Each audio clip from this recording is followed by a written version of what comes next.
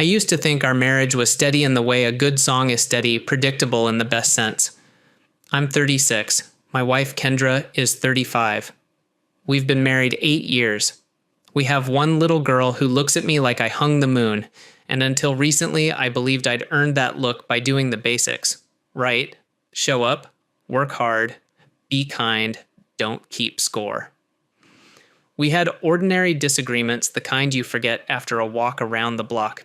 Nothing dramatic, nothing that ever made me imagine betrayal. Her job takes her on the road. Conferences, client visits, off-sites, controlled chaos with a suitcase. I tried to meet that life with trust. I'm not the guy who interrogates or hovers over a phone. I worked on myself for years to get there, learning the difference between insecurity and intuition. So when she told me she'd be out of state for 10 days, I kissed her at the airport, carried the bags, and told our daughter the truth: Mom will be home before you know it. For the first few days, everything felt normal. Quick video calls from hotel rooms that looked the same no matter the city. A picture of takeout on a desk. A long day, call you tomorrow text. I missed her, but I gave her space. Then one night, the rhythm slipped. I sent a message, no reply. I called. It rang out. I told myself the obvious story: late meeting, dead phone, fell asleep, but the quiet felt different. Not ominous exactly, just off. Around midnight, sitting in the living room with the television on mute, I opened Instagram. I wasn't looking for trouble. I wanted to see if she had posted a story that explained the silence, maybe a group dinner, some team celebration. I clicked her profile, watched an old boomerang of our daughter chasing bubbles, smiled at a photo of Kendra in spring sunlight. Then a thought I can't explain found me check the tag tab. I almost never do, but I tapped it. At first it was harmless wedding photos from a cousin, a high school reunion shot. Then a square of turquoise water and sand stopped me cold. It was Kendra on a beach, laughing shoulder to shoulder with a man I didn't recognize.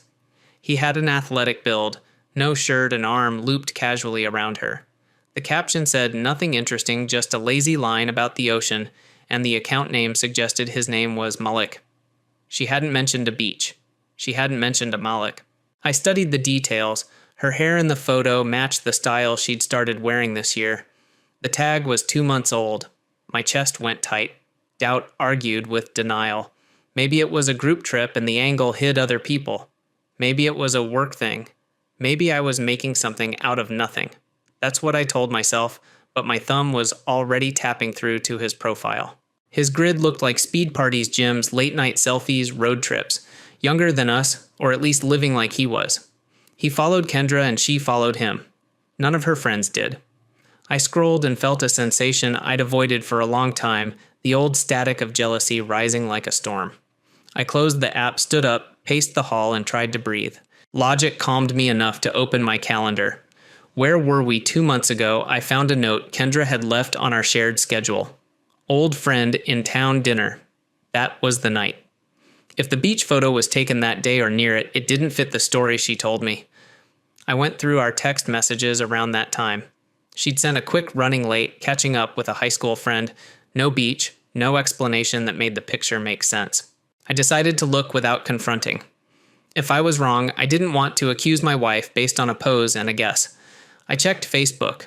Kendra and Malik were friends there too. His listed high school didn't match hers.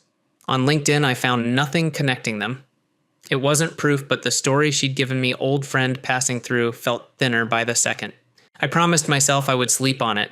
Instead, I sat in the guest room with the laptop Kendra sometimes left on my desk for printing travel documents. I stared at it for a long time, trying to talk myself out of what I was about to do. Then the picture of her on the beach rose up again, bright as a warning flare. I opened the laptop. I won't dress it up. Snooping is ugly. I typed her common password, one I knew from a shared shopping account, and the machine unlocked. My hands shook. I went straight to the browser. One tab led to another until I was staring at her Instagram messages. And there it was, a thread with Malik. Flirtation at first. Compliments turned private jokes, turned boundaries crossed. No explicit photos, no graphic descriptions. But the meaning was clear. They had been meeting. They had been behaving like two people who owed nothing to anyone else. There was a line from the night of the beach post that made my stomach flip. She'd asked him to take it down because it was too public. He'd replied with bragging humor, and she'd laughed back, worried only that I might see it. I took screenshots, hands cold, face hot, vision tunneling. Each capture felt like a nail sealing a box I never wanted to build. I closed the laptop and just sat there. I thought about the time it takes to earn trust and how quickly it can be turned into scrap. I thought about our daughter asleep down the hall and the math I'd have to do now in her best interest. I thought about the man I'd worked hard to become, steady, patient, not ruled by paranoia, and how small and foolish he felt in that moment. A second fear grabbed me by the throat: paternity. It was not a fair fear, and I hated myself for even thinking it. But once the door is kicked open, every shadow looks like a threat. Friends say she looks exactly like me, same eyes, same grin. Even so, the thought wouldn't let go. The next morning, I made a quiet appointment, no names, no explanations, and arranged a test. I hated every minute of it, but I did it. When the envelope finally came back and confirmed what my heart had known, I sat in my car and cried from relief and anger at the same time. My daughter is mine. That piece of the ground at least is solid. After that, a strange calm set in. Not peace, more like the focused quiet before a storm. I kept my routine for our daughter's sake. I answered Kendra's calls from the road in bright, careful tones. I said nothing about what I knew. At night, when the house was empty of her voice, I read over the screenshots again to make sure I wasn't inventing a story that wasn't there. I wasn't. It was there in black and white secrecy, excuses, plans made in the margins of our life. I rehearsed the conversation 100 times in my head. Ask directly. Don't shout. Keep it about facts. Protect the child. Protect yourself. But underneath the script pulsed something raw. You don't get to break a life and then act like you tripped. On the 10th night of her trip, she finally called late, breezy, and tired, saying the meetings had run long. I said I understood. I told her our daughter had fallen asleep on the couch, waiting for a goodnight call. We said goodnight. I hung up and stared at the ceiling in the guest room, the screenshots tucked away in a folder, the envelope from the clinic locked in my desk. The plan was simple now. No more scrolling, no more guessing. When she got home, I would ask one question with one name, and I would listen to how she answered not just the words, but the way the room changed when they left her mouth. The morning she returned, the house smelled like coffee and the lemon cleaner I always overuse when I'm nervous. Our daughter ran to her arms open. I stood in the kitchen doorway, heart steady in a way I didn't expect. Kendra looked tired and beautiful and complicated. She set down her bag, kissed our girl, met my eyes, and smiled, the practice smile we've shared 1,000 times. "Hey," she said, "missed you." "Me too," I answered. "Can we talk when you have a minute?" Something flickered across her face. She nodded. Later, when the cartoons were on and little footsteps had drifted upstairs, I would say his name. And whatever life we had left would turn on what came next. The house was quiet except for the hum of the dishwasher and the faint sound of our daughter's cartoons drifting down the hallway. I sat on the couch, elbows on my knees, waiting. Kendra came in, still carrying the air of travel, tired but alert, cautious. She must have felt the shift in me the way a storm feels in the bones before the sky even turns. I didn't waste time. My voice came out steady, almost too calm. "Who is Malik?" Her reaction told me more than any answer could. Her eyes widened for a split second, then narrowed. She tried to play it off with a shrug. "I don't know anyone by that name," she said too quickly. I leaned forward, my heart pounding, but my tone still measured. "You do know him. I've seen the pictures. I've seen the messages. Don't lie to me." She froze. For the first time in 8 years, I saw fear on her face, not the small fear of disappointing a partner, but the sharp kind that comes from being caught. She stammered, then settled into denial. "You're mistaken. That's not what you think." I felt something inside me snap. Not loud, not dramatic, just the clean break of a branch under weight. I stood towering over her, my finger pointing before I even realized.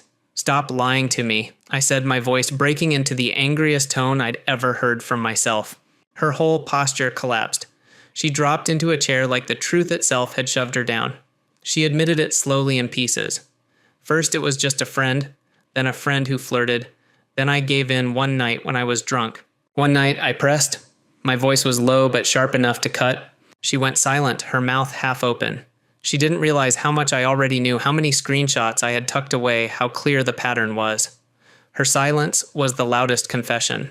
I told her I was done. There was no path forward, No counseling, no promises, no bargains. I had already spoken to a lawyer. The divorce papers were not just an idea, they were real drafted ready. She broke down then, fell to her knees on the carpet clutching at my hands, begged. Said it was meaningless, just excitement, a stupid impulse. Promised me the moon if I would forgive her. Swore she'd never do it again. Tears streaming, voice cracking, she promised to change, to be different. For a moment, a flicker, I felt the old pull of compassion. This was the woman I once believed was my forever. But then the images rose again in my mind, the beach photo, the messages, her laughter, when Malik refused to delete the post. Not sorrow for what she had done, only sorrow for being found out. I pulled my hands free. This isn't about whether you're sorry, it's about what you already chose. You chose him. And by doing that, you chose the end of us. She tried another angle, then weaponizing guilt. What about our daughter? What will happen to her if we split? She needs both of us. I steadied myself, refusing to be moved by the plea. She will have both of us. She'll have two parents who love her. What she won't have is parents living a lie under the same roof. Her tears turned to quiet sobbing. The conversation was over. I stood, walked to the guest room, and closed the door. That night, I slept alone, but for the first time in weeks, I felt clarity. 2 weeks later, I handed her the papers. She cried when she saw them, begged again, but I didn't budge. My mind was set, and my lawyer had prepared me for what was ahead. Then came the real battle, the courtroom. Her attorney came out swinging, pushing for majority custody, heavy child support, and alimony on top. They wanted the house left in her name. In their version of events, I was the unreasonable husband trying to punish a good mother for one mistake. I sat there gripping my folder of evidence, my screenshots, my timelines. My lawyer leaned in and whispered, "They're overreaching. Don't let it rattle you.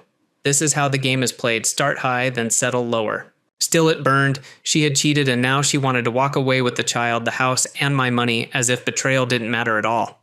When the judge asked for evidence, my lawyer presented what we had. The screenshots, the Instagram tag, the messages she thought were hidden.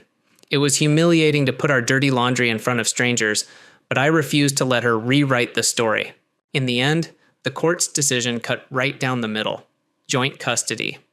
I would pay child support, but no alimony. The house would be refinanced. She'd keep it, but I'd get my share of its value. It was fair by the book, but it felt like salt in the wound. She kept the walls that had once held our life while I walked away with a check and a suitcase.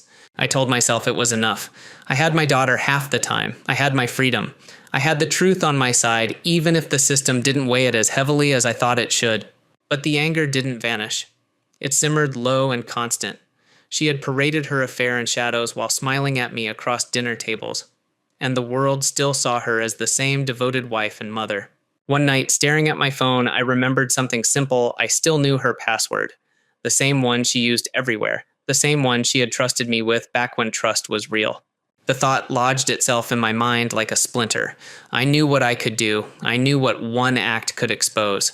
And for the first time since everything began, I felt the weight of revenge pressing down, daring me to lift it. The question was no longer if, it was when. The divorce was final. Papers signed, stamped, filed away in some office drawer. On paper, I was free. In reality, I carried a storm inside me. Kendra had lied, betrayed, and begged only after she was caught. Yet somehow she still walked away with the house and a picture of normalcy. Friends and family who didn't know the details would look at her and see the same old Kendra, smiling, composed, respectable. That thought burned me alive. I wanted the world to see her the way I had been forced to strip of the facade, exposed for what she had chosen. The anger wasn't just about revenge, it was about balance. She had tipped the scales for too long. I decided I was going to push them back. It wasn't hard. Her Instagram password hadn't changed. It was the same one she'd been using for years, the same one she thought was harmless to repeat across accounts. I opened the app, logged in, and for a moment just stared at the familiar profile. Pictures of our daughter smiling at the park. Shots of sunsets, coffee cups, little busy day, wish me luck captions. A highlight reel of a life that looked whole. I clicked into the drafts folder I had prepared weeks ago. Screenshots of her messages with Malik, the ones I had taken with trembling hands late at night. The laughter when he refused to delete the beach photo. The way she downplayed me reduced me to a side note while she chased cheap thrills. I uploaded them all. Then I tagged Malik. In the caption, I wrote the truth, simple, unvarnished, undeniable. This is the man my wife chose while pretending to be loyal. This is what she hid while smiling for family photos. I hit post. For about an hour, I watched the fire spread. Notifications poured in. Comments multiplied. Direct messages came through in waves. Some were shocked, some cruel, some pitying. Malik himself started blowing up her inbox, angry, cursing, demanding answers. I didn't reply. I just sat there letting the world see what had been done in the dark. Then just as I expected, the post vanished. Someone, maybe Kendra herself, maybe a friend, managed to delete it. But the damage was done. Screenshots had already been shared, reshared, whispered about in circles she couldn't control. My phone lit up with her calls. 10 in a row, each ignored. When I finally picked up, her voice was sharp, almost shrieking. She accused me of ruining her life. I laughed a short, bitter sound I hardly recognized as my own. Your life, I said? You ruined it the moment you chose him. All I did was show people the truth. She went silent, then switched tactics, tried to appeal to my better side, said everyone makes mistakes, that I was being cruel. I told her straight, a mistake is spilling a cup of coffee. A months-long affair is a decision. She cursed me again and hung up. A few minutes later, she texted a threat, you'll never see our daughter again. She deleted it almost immediately, but not before I screenshotted it. Insurance. Proof. And then finally, I felt the storm quiet. Not gone scars don't vanish, but quiet enough to breathe. Now I'm a single father. Half my time, the house is filled with laughter and little footsteps. The other half, it's just me and the silence. I don't pretend it's easy, but it's honest. And after everything, honesty feels like wealth. Kendra can live however she chooses now. She can repaint the walls of the house, change her hair, rewrite her story for anyone who wants to believe it. That's her business. Mine is raising our daughter with stability and truth, showing her what it looks like to face mistakes instead of burying them. People sometimes ask if I regret going public with the screenshots. My answer is simple, no. For months, I lived with the weight of secrets that weren't mine. Sharing them wasn't petty, it was necessary. It was my way of making sure the scales weren't forever tilted in her favor. She gambled her family for a fling and she lost. And as for me, I've learned a hard truth. Sometimes closure doesn't come from forgiveness. Sometimes it comes from making sure the world knows you weren't the fool you were made out to be. That's how I finally closed the chapter, with clarity, with my daughter in my arms, and with the knowledge that the person who betrayed me will never escape the reflection of what she chose. The rest of my life is waiting, and this time it belongs to me. Here's the next story. My name is Verona, and if you had asked me a month ago to describe my life, I would have used the safe words people use when they don't want to jinx a good thing: stable, comfortable, blessed. We lived in Rosewood Heights in a 4-bedroom house that always smelled faintly of lemon cleaner and fresh coffee. I drove a late model SUV to a job that paid more than I ever thought I'd earn. My husband, Jonathan, built a chain of specialty auto restoration shops from a rented garage into something that looked like an empire. 2 daughters, Scarlett and Ruby, who could still turn a bad day into a bear hug the second they walked in from school. Yeah, if you stood across the street and looked through our front windows at dinner time, you would have seen what I wanted the world to see: order, routine, a life running on time.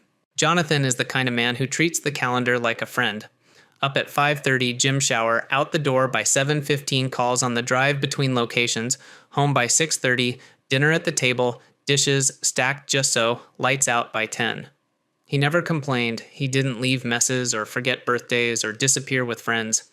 He was steady, the human version of a well-tuned engine. If I'm honest, I used to tell my work friends that his predictability was our superpower. It kept us safe.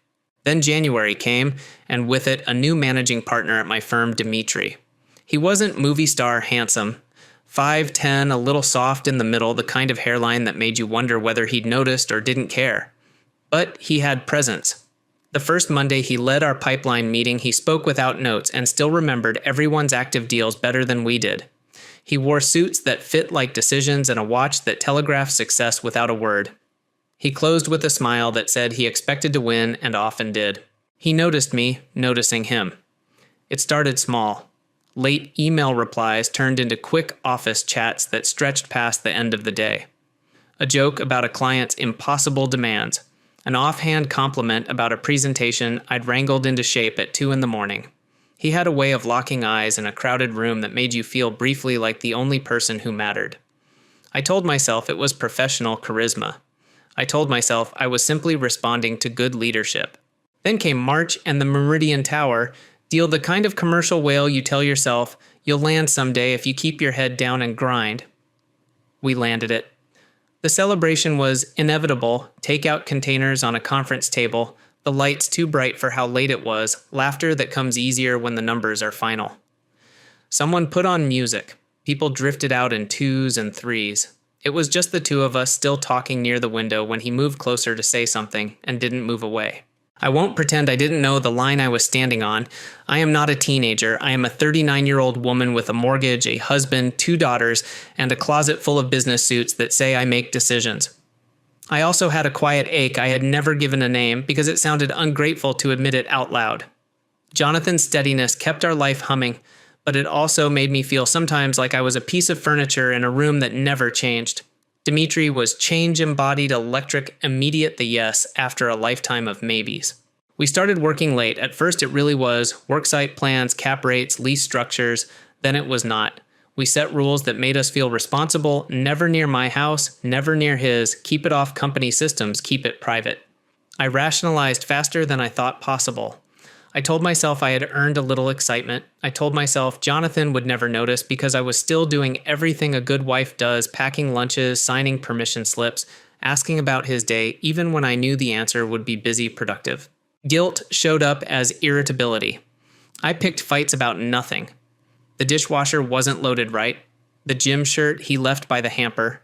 The way he sat quietly in the garage after dinner zoning out over an engine. I needed him to be the villain so I could feel like less of one. He wouldn't play the part. He'd nod, apologize for things that weren't crimes, and ask if I wanted tea. The sloppiness crept in the way a stain creeps through fabric slowly, then all at once. I changed my hair for a client lunch and came home without changing it back. I wore a blouse that didn't match the jacket I said I'd worn to a meeting. I came in late and claimed a surprise site visit the same night the company calendar showed I'd been in the office. I told myself Jonathan was too absorbed in torque specs and payroll to put 2 and 2 together. I told myself I was smarter than the Ring camera. Some days I even believed it. In July, the first crack appeared where I couldn't patch it. Scarlett, my 19-year-old, finished her shift at the country club early after a storm cut the dinner crowd in half. Ruby, our 17-year-old, skipped a study group that she said had turned into more talking than studying. I didn't know any of that when I stepped out of a hotel lobby with Dimitri at my elbow. I didn't see Scarlett parked across the street at the light. I didn't think about the way my laugh carries or how obvious closeness looks from 50 feet away. That night, I walked into our bedroom and found both girls sitting on the edge of my bed, the overhead light too bright, the kind of bright that makes you feel exposed. Scarlett spoke first. We know. Not a scream, not a sob, just a statement that rearranged the furniture in my chest. Ruby's eyes were red like she'd been crying long before I got there. I did what people do when the ground tilts under them. I told stories at high speed. Your father doesn't appreciate me. We've grown apart. I deserve to feel seen. It's complicated. It's new. It's nothing. It's already over. I threw words at their faces and hoped they would stick. Some of them were half-truths. Some of them were lies. All of them were attempts to keep my world from breaking where it clearly had. Scarlett said she didn't want to blow up the family. Ruby said she wanted everyone to be happy. Their tenderness toward me felt like a shield I didn't deserve, and I hid behind it anyway. I asked them not to tell their father. I called it protecting him. I said the timing was bad. I said I needed space to figure things out. I told them I would fix it. They agreed to cover for me in a dozen small ways that make me sick to write now, deleting the doorbell clips when I forgot answering Jonathan's mom home text when I wasn't saying she just ran to the store when I was 10 miles away. Once a secret becomes a schedule, shame becomes a habit. I kept going. I told myself I had control. I told myself I could stop any time. I told myself Jonathan would never notice because he loved me, because love makes people overlook the obvious. I mistook his quiet for ignorance. Looking back, the house itself was trying to tell me things I refused to hear. Jonathan had started to look thinner around the face, not in a worrying way, just enough that he seemed almost younger in certain shirts. He moved slower up the stairs some nights and brushed it off as a long day. He spent more time with Connor, his 24-year-old nephew, who'd always looked up to him. I assumed it was about business expansion. He sat at the kitchen table after the girls went to bed, staring at documents I didn't ask about. The signs were there, and I walked past them on my way to the garage to pretend I needed something from the freezer when I was really checking my phone. The day Meridian Tower funded Dimitri sent a message that landed like a dare drinks to celebrate. I was in the office parking lot, the late afternoon sun bouncing off windshields, my reflection staring back at me from a tinted window. I typed "can't tonight" and deleted it. I typed "one drink" and sent it. Somewhere in the distance, a train horn sounded, the long, mournful kind that makes you feel like you're standing in the wrong place. I ignored it. We met. We laughed. I told myself I was balancing a ledger wife, mother, professional on the left, a little thrill on the right. Balance right until it isn't. I came home late and found the kitchen spotless, a plate wrapped in plastic, waiting in the fridge, Jonathan's handwriting on a sticky note. Heat 2 minutes. Big day tomorrow. Proud of you. I stared at the note longer than I ate. What I didn't know then, what I couldn't imagine, because it didn't fit the story I was telling myself, was that Jonathan wasn't blind. He was quiet because he was watching. He was steady because he was measuring. He was waiting to see how far I would go and who I would ask to come with me. I learned all of that later. In the moment, I was still convinced I was steering the ship, even as the water rose around my ankles. The night everything shifted began like any other. The girls were studying. Jonathan was in the garage with an engine humming at low idle, the sound he swears is therapeutic. I opened the door, looked at him for longer than usual, and almost said something honest. I didn't. I went back inside, straightened a stack of mail that didn't need straightening, and checked my phone. A new text from Scarlett lit the screen. "Mom, we need to talk tonight. Please." The word "please" snagged in my chest. I typed, "of course," and my hands started to shake. If I had been braver, if I had been better, that would have been the moment I told the truth. Instead, I sat on the edge of the couch, listened to the familiar hum from the garage, and waited for my daughters to walk in and say again, "We know this time," with something in their eyes I couldn't soften with excuses. That is where the story truly starts to break, where routine becomes evidence and love becomes a mirror you can't look away from. The memory of that night with my daughters never really left me. Scarlett and Ruby had seen enough, and still they chose silence. That silence wasn't free. It cost them. It weighed on them. And it weighed on me in ways I didn't want to admit. But I convinced myself I had bought time. If they weren't telling their father, then maybe I could steer this ship back toward the shore. Maybe I could pull out of it before Jonathan ever knew. That was the lie I wrapped around myself like a blanket every night. Life kept its rhythm on the surface. Jonathan woke early, went to the gym, came home smelling like soap and aftershave, and left for work. At the same time he always did. He was kind, not cold, not suspicious, if anything, calmer than before. He'd ask about my day, he'd bring home groceries, he'd eat dinner at the same seat at the table. And every time he smiled, that soft, familiar smile, I told myself he was oblivious. I mistook composure for ignorance. But cracks were forming that I refused to look at directly. I noticed the way Jonathan's lawyer friend, Barry, started dropping by more often. I noticed Connor, his nephew, shadowing him more closely like an apprentice. I brushed it off as business growth. Why wouldn't I? It was easier than imagining an investigation. Then came the night that obliterated all my illusions. I had been out late, the kind of client dinner excuse that had become second nature. By the time I pulled into the driveway, it was past 11. The house was dark except for a single light in the kitchen. I stepped inside, heels clicking on the tile, and froze. Jonathan sat at the table with a half-empty glass of whiskey, a thick manila folder in front of him, and Barry sitting silently at his side. The air felt colder than it should have. "Sit down," Verona Jonathan said. His voice was calmer than I'd ever heard it. That calmness terrified me. I sat. My stomach churned before the folder even opened. Jonathan spread the contents across the table like cards in a game I'd already lost. Photos, emails, credit card statements, phone logs, my world in pieces. There I was, entering hotels, leaving a condo, leaning across a car window for a kiss I thought was private. Receipts for lingerie Jonathan had never seen, charges from dinners that were not client meetings. Every detail cataloged, time-stamped, undeniable. And then the worst of it, printed emails between Scarlett and Ruby. My girls. Words I hadn't known existed. Ruby confessing her fear of lying to their father. Scarlett reassuring her that they had to protect me, that he'd be fine eventually, that sometimes marriages just drift apart. I felt my breath catch. Jonathan had those too. He knew not just about me, but about how I had pulled our daughters into my mess. He looked at me with eyes that were not angry, not sad, but empty. "I wanted to see how far you'd go," he said, lifting the glass and taking a slow sip. "How much you'd risk, how much you'd involve our daughters in your choices. I needed to know exactly who I married." Barry slid the divorce papers across the table. I stared at them, my name already printed in black and white. I tried to argue. Words tumbled out, excuses, apologies, tears. Jonathan didn't raise his voice. He didn't move. He simply waited until I was finished, then explained my reality like he was reading the specs of a car. "The house is in my name, always has been. Check the deed, the cars are corporate assets, the credit cards. You were an authorized user, they've been canceled. The joint checking account had $1,847. You can keep that. Your personal savings is $3,200. The investment accounts, my trust. Your 401k is yours, about $47,000, but you can't touch it without penalties." It felt like the floor tilted under me. 20 years of marriage and none of it belonged to me. Barry produced another document, a prenup I barely remembered signing at 19 when Jonathan had just sold his first major restoration job. My signature stared back at me.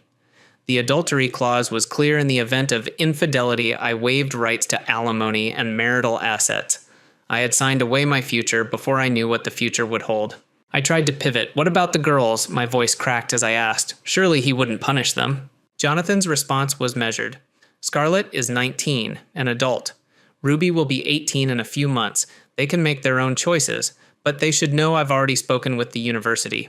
Scarlett's tuition will not be paid next semester. Ruby's college fund, it was in my name, it's been reallocated." Then my mouth opened. I wanted to call him cruel, heartless. I did call him names, ugly ones. He didn't flinch. He simply said, "They chose to lie to me. For months, they looked me in the eye and lied. Actions have consequences." He stood then, gathering the folder neatly as if we'd just finished a meeting. But before he left the room, he turned back, his voice still maddeningly calm. "Oh, and Dimitri. He's been seeing Karen from accounting since August. She's 26. He told her all about you, how easy it was. She thought it was funny." And then he was gone, his footsteps measured down the hall.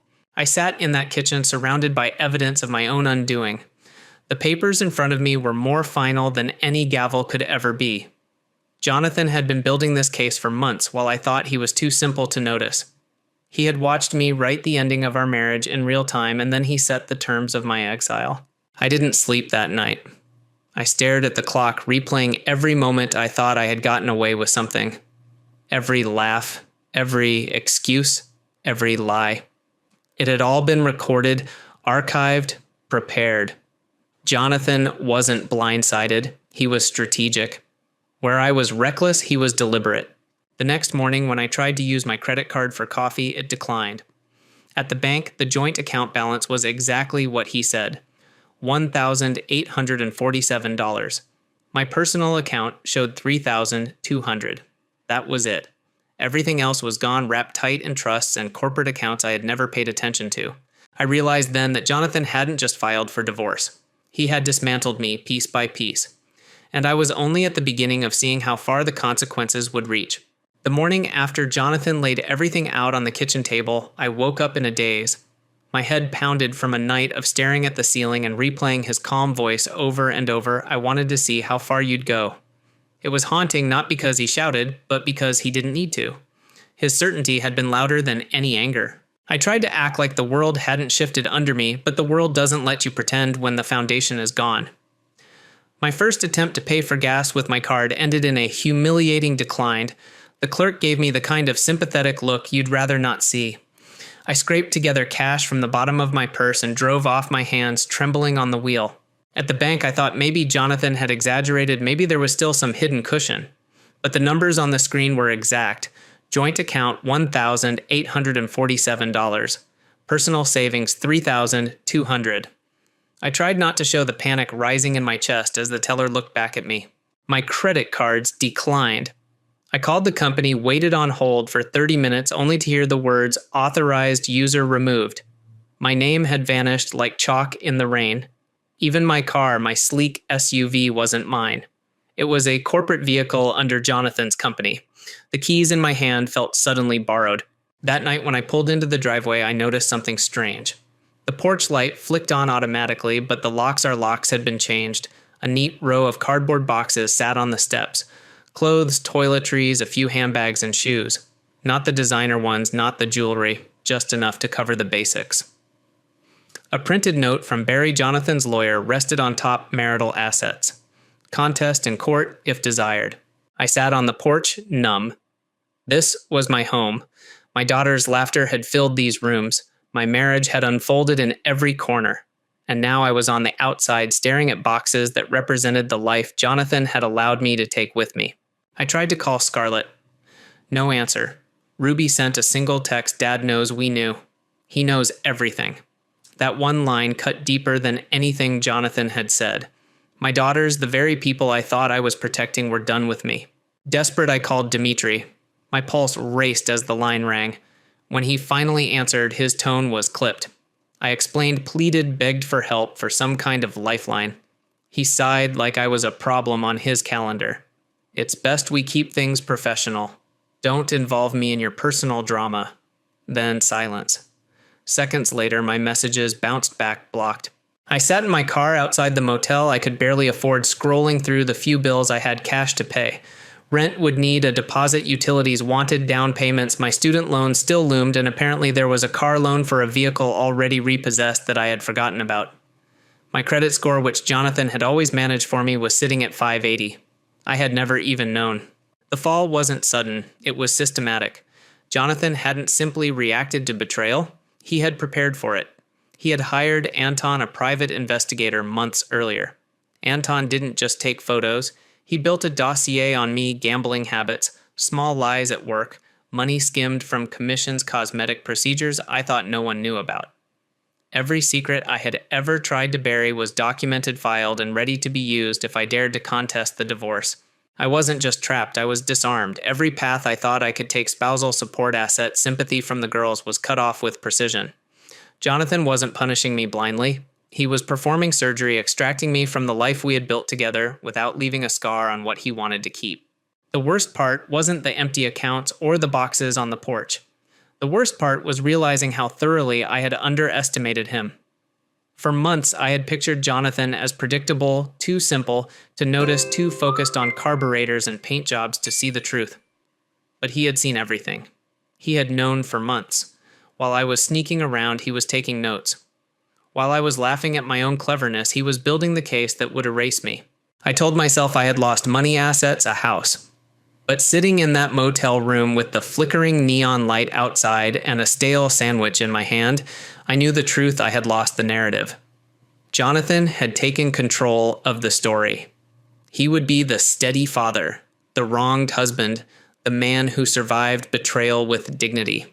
And me, I was the woman in the motel holding boxes of clothes and realizing that the empire I thought I shared was never mine to begin with. That realization was only the beginning of the collapse, because what I didn't know yet was that Jonathan's plan extended further than finances.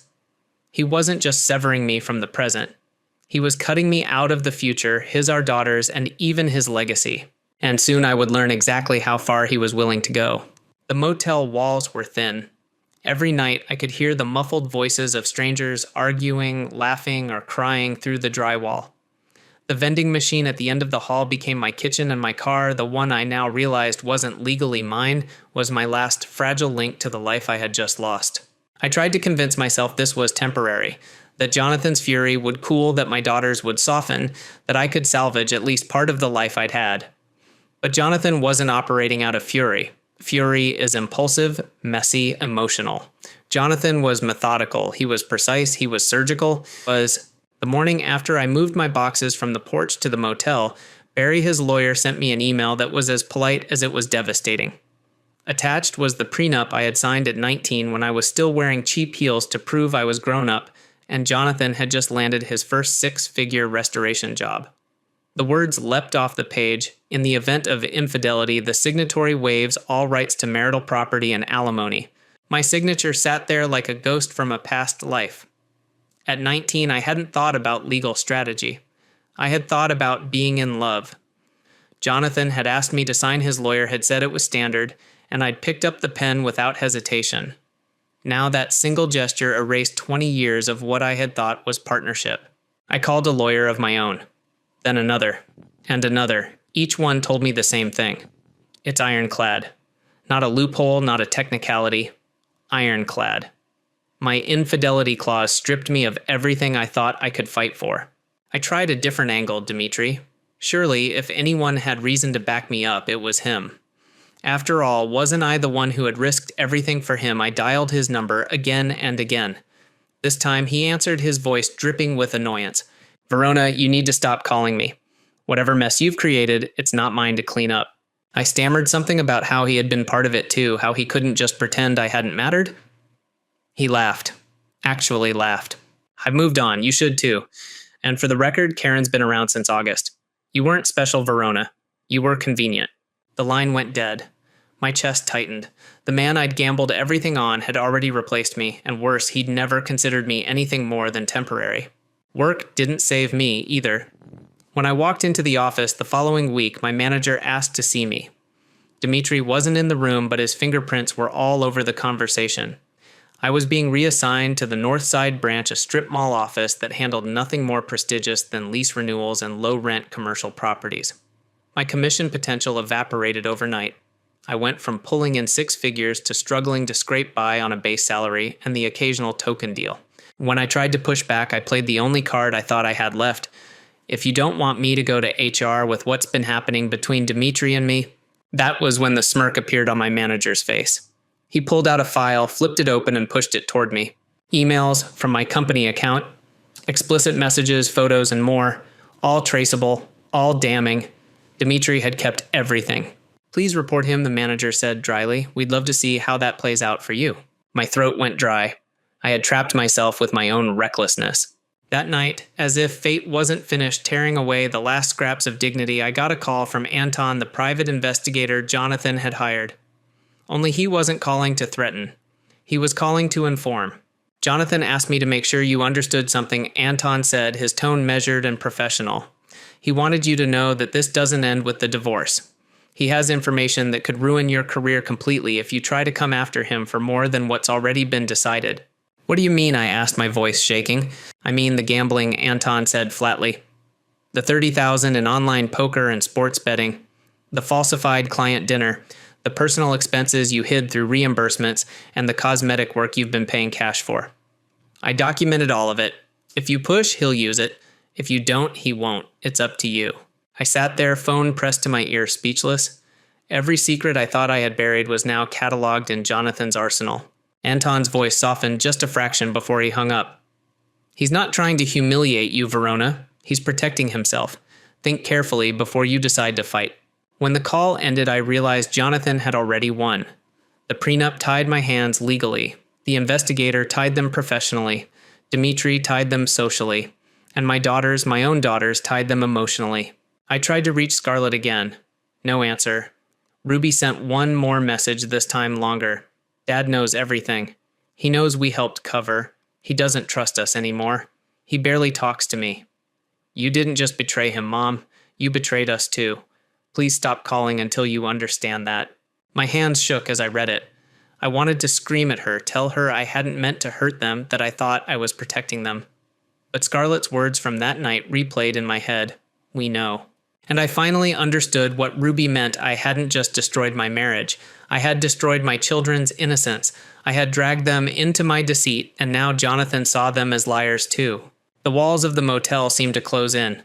I opened my laptop, stared at rental listings I couldn't afford, calculated numbers that never added up. Rent deposits, utilities, groceries, gas, debt payments. My salary at the new branch wouldn't even cover half of it. For the first time, I let the truth sink in. Jonathan hadn't just removed me from his life, he had cut off every rope I might have grabbed to climb back up. And he had done it without raising his voice, without slamming a door, without throwing a single object. He had dismantled me with silence, patience, and precision. I used to think his steadiness was boring. Now I saw it for what it was, devastatingly effective. And I knew deep down that the worst was still coming. The motel had become my cage. Each day felt like a reminder of everything I had lost: the stiff mattress, the hum of the vending machine outside, the smell of old carpet.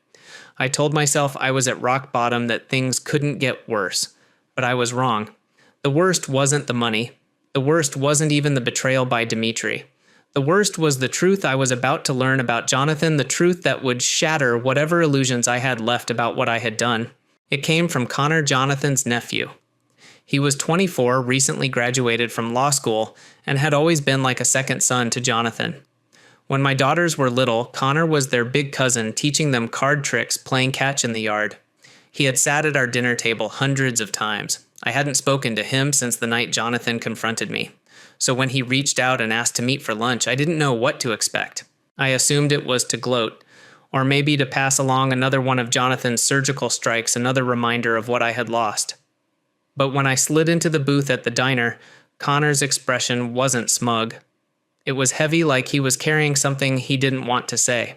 "Aunt Verona," he began, and the fact that he still called me that almost broke me on the spot. "You need to know why Uncle Jonathan handled things the way he did." I braced myself. He leaned forward, lowering his voice.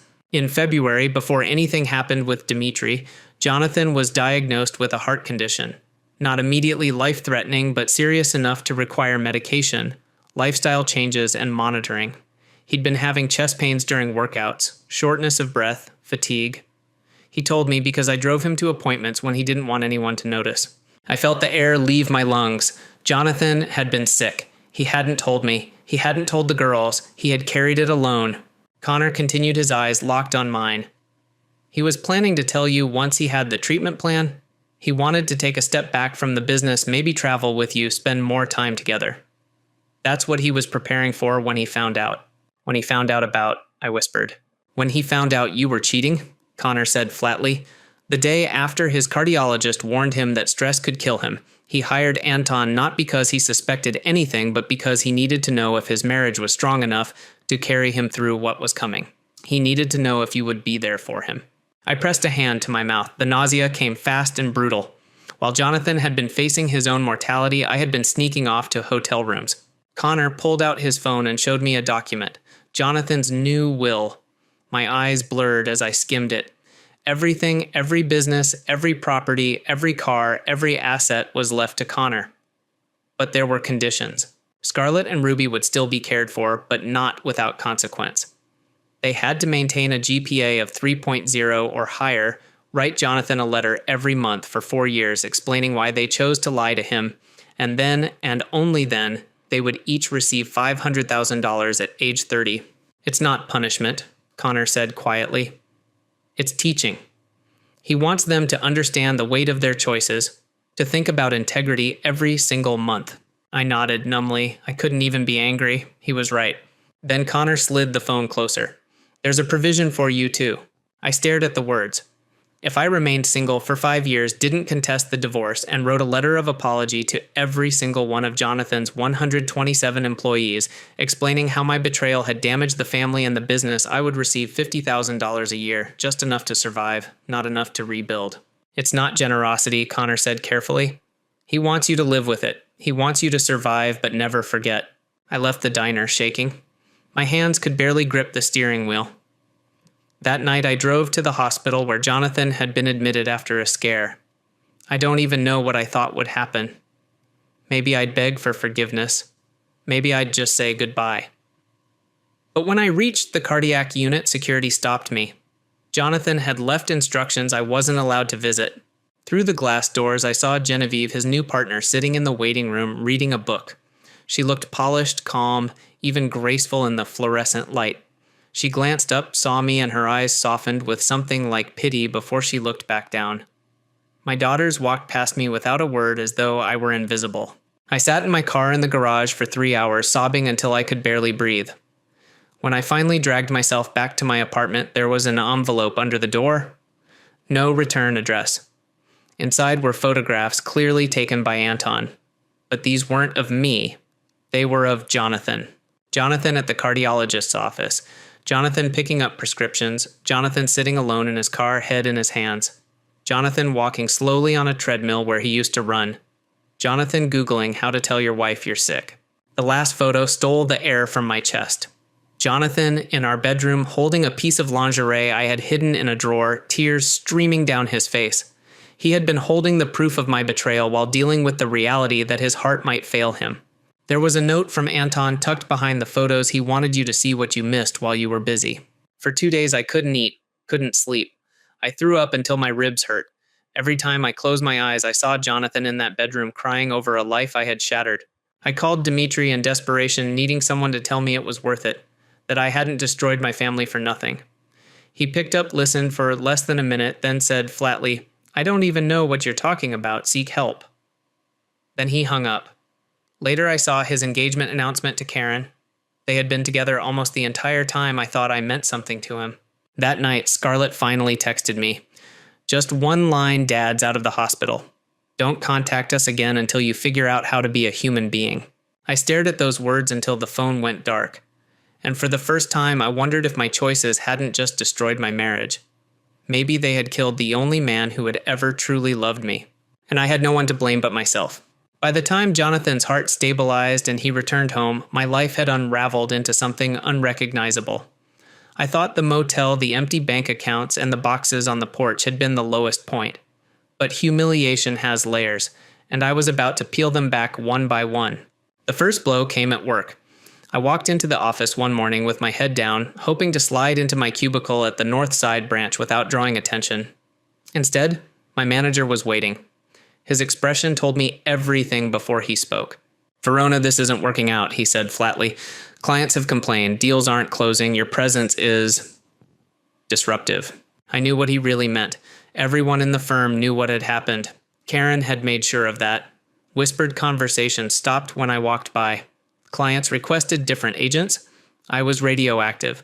The termination paperwork was clean performance issues, client dissatisfaction. But the truth was scrawled between the lines. "You're the woman who burned her family for your boss." 20 years in real estate vanished in a signature. No severance, no recommendation. Just a cardboard box with my belongings and the eyes of co-workers watching me carry my shame out the door. I found work at a call center, answering phones for a company that sold extended warranties for appliances. $16 an hour. My supervisor was 23 and treated me like I was incapable of learning the script. The irony stung. I had once managed multi-million-dollar deals. Now I was begging strangers to extend coverage on their microwaves. My paycheck barely covered rent on a one-bedroom apartment that faced a dumpster. After utilities, gas, food, and minimum payments on debts, I had less than $200 left each month. That was my freedom. Meanwhile, Jonathan's life looked like the mirror opposite of mine. Word traveled fast. His restoration business had opened an 8th location. Photos appeared in the local business journal, Jonathan standing beside Genevieve, breaking ground on a new facility. He looked healthy, lighter somehow, smiling in a way I hadn't seen in years. Scarlett posted on social media too, pictures of dinners, family gatherings, weekends at car shows. Jonathan was there with both daughters laughing, guiding them standing tall. Genevieve was by his side, seamlessly woven into the fabric of their lives. My daughters looked at her the way they used to look at me, with admiration, with ease. One photo nearly broke me. Jonathan and Genevieve hosting a charity gala, Scarlett and Ruby at their table, all 4 of them laughing over something out of frame. It was my life, my family, only better. I reached out to Ruby once more, unable to stop myself. Her reply was sharp. Dad's relationship with Jen shows us what love is supposed to look like. Equal, respectful, loyal, everything you and Dad weren't. Reading that hurt more than any courtroom ruling. It wasn't just that they had chosen Jonathan. It was that they had recognized in him something I had destroyed. As if the universe wanted to grind the lesson deeper, Connor delivered the next reminder. He sent me the template for the 127 letters I had to write if I wanted the $50,000 a year outlined in Jonathan's will. Each one had to be personal, each one an admission of what adultery does to families and businesses. I stared at the list of names. Ramon the mechanic who had been with Jonathan for 15 years. Patricia the office manager who had sent a handmade quilt when Ruby was born. Trevor the teenager Jonathan had trained from scratch into a master craftsman. They weren't just employees. They had been part of our extended family. Now I had to write to each of them confessing my betrayal. I finished 17 letters before I had to stop. Each one felt like slicing a piece of my dignity off and sealing it in an envelope. But I needed the money. Without it, I wouldn't survive. Jonathan knew that. He had crafted it deliberately just enough to keep me afloat, never enough to let me forget. At night, I sometimes drove past the old house. My house. The garden had been redesigned, the curtains replaced. Through the kitchen window, I saw Jonathan cooking a task he rarely did when I controlled the space. Genevieve sat at the island wine glass in hand, laughing at something he said. My daughters hovered nearby, helping with dinner. They looked happy. Truly happy. I parked down the street and watched tears blurring my vision. It was my family, my kitchen, my life, only it wasn't mine anymore. I hadn't just been replaced, I had been upgraded out of existence. The realization stung deeper than any financial loss Jonathan hadn't just survived without me. He was thriving. He was healthier, stronger, more at peace. My daughters admired him more than ever, and Genevieve had stepped into the role I had squandered, showing them what partnership was supposed to look like. I had become a ghost in my own story. The woman who once had everything and now stood outside watching the life she destroyed continue without her. And I knew, as painful as it was to admit that this wasn't the end of my fall, it was only the middle.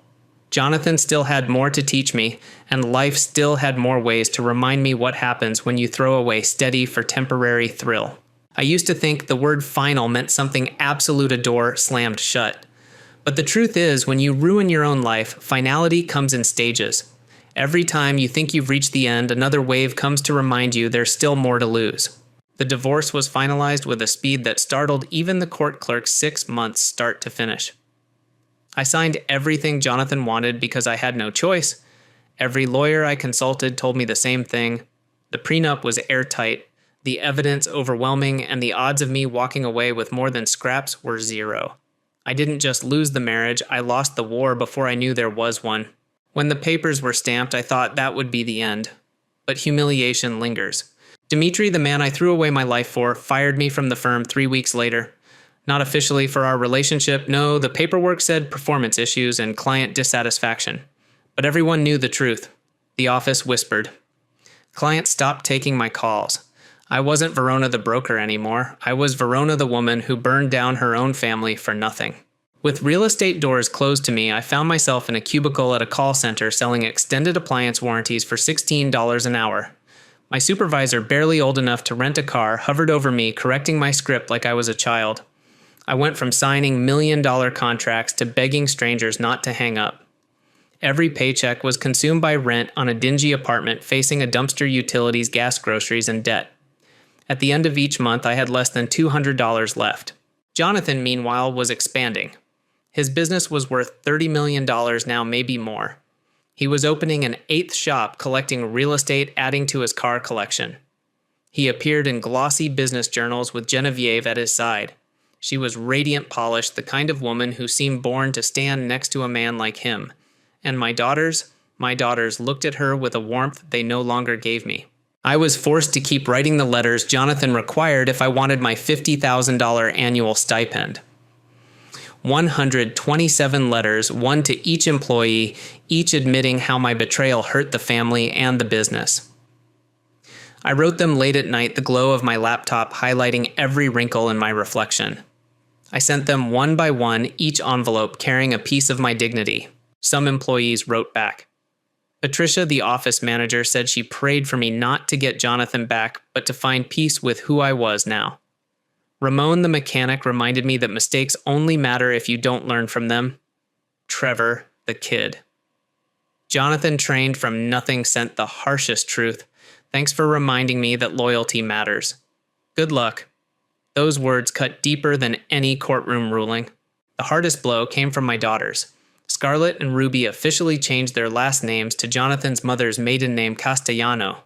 The paperwork arrived in my mailbox like a funeral notice. They weren't just pulling away from me emotionally. They were erasing me from their identities. Jonathan didn't just rebuild, he thrived.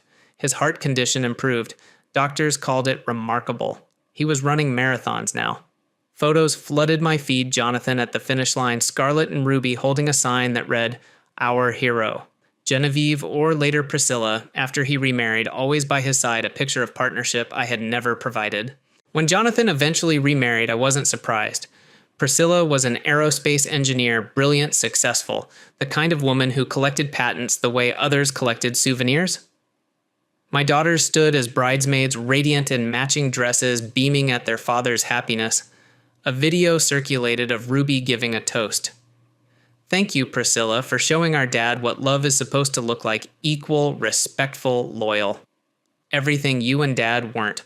I watched that clip alone in my apartment, the sound of my neighbors arguing through the walls, a bowl of store-brand cereal in my lap. And for the first time, I stopped blaming Jonathan or Dimitri or even my daughters. I blamed myself. Jonathan hadn't destroyed me. He had simply stopped protecting me from myself. For 20 years, he had managed our finances so I wouldn't see the mess I was making. He had absorbed my moods, my barbed comments, my discontent. He had carried the weight so I could pretend to float. When he finally set it down, I sank under the reality I had created. Now I'm 40 years old, an assistant manager at a furniture rental store, driving a battered Honda Civic with over 200,000 miles. My income barely covers my bills. I live in a one-bedroom apartment with water-stained ceilings and neighbors whose fights keep me awake. My daughters don't speak to me. My ex-husband is worth $30 million, his health restored, his legacy secured, his daughters devoted. And me, I have $50,000 a year to remind me of what I lost, and a folder full of apology letters to people who deserved better. I once had everything: a husband who loved me, daughters who admired me, a home that pulsed with life. I traded it all for 8 months of feeling noticed by a man who discarded me the moment it was inconvenient. That's the legacy of my choices. Not tragedy, not accident, but consequence. And if you're reading this thinking about crossing the line, let me be the voice you'll hear years later when your life is rubble. Don't. The thrill you think you're chasing is nothing compared to the wreckage you'll inherit. Jonathan once seemed boring, predictable, steady. Now I know what those words really mean. Boring was another word for faithful. Predictable was another word for reliable. Steady was another word for true. I had everything. I traded it for nothing. And that's all I'll ever have. Thank you for listening to today's stories. If you enjoyed listening, please like and subscribe if you haven't done so already. Also, leave a comment below to share your thoughts on what happened. Take care.